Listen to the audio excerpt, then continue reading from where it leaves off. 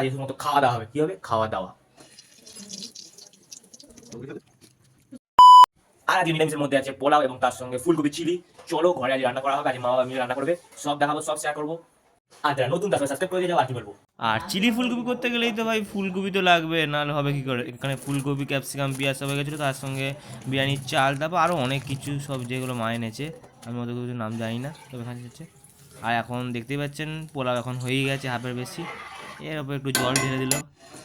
তারপর এখানে বাবা এখন এখন পকোড়ার মতো করছে এগুলো,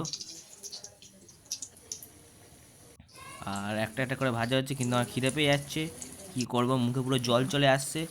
আর এখন হাফের বেশি রান্না হয়ে গেছে, ঘি দেওয়ার পর দেখতে পাচ্ছেন ব্যাপক। আর এখানে একটা সেন্টটা সেই এসেছে, গন্ধটা এত সুন্দর এসেছে যে কিছু বলার নেই। আর যখন পাতে একটা বাইট দিলাম মুখে, কিছু বলার নেই। আশেপাশে সাবস্ক্রাইব করে দেওয়া, পরে বেরো দেখার জন্য এরকম।